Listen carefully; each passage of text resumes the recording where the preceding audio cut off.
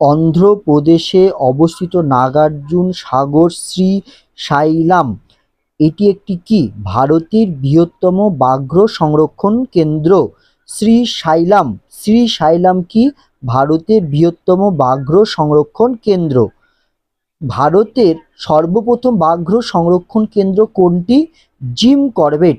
ভারতের সর্বপ্রথম ব্যাঘ্র সংরক্ষণ কেন্দ্র কোনটি? Jim Corbett. এই জিম করবেটকে ভারতের সর্বপ্রথম ব্যাঘ্র সংরক্ষণ কেন্দ্র হিসেবে কবে ঘোষণা করা হলো? 1973 সালে। 1973 সালে ভারতের সর্বপ্রথম ব্যাঘ্র সংরক্ষণ কেন্দ্র জিম করবেট, যেটি উত্তরাখণ্ড রাজ্যে অবস্থিত। তাহলে অন্ধ্রপ্রদেশে অবস্থিত নাগার্জুন সাগর শ্রীশাইলাম হলো কি একটি ভারতের সবচেয়ে বড় বৃহত্তম ব্যাঘ্র সংরক্ষণ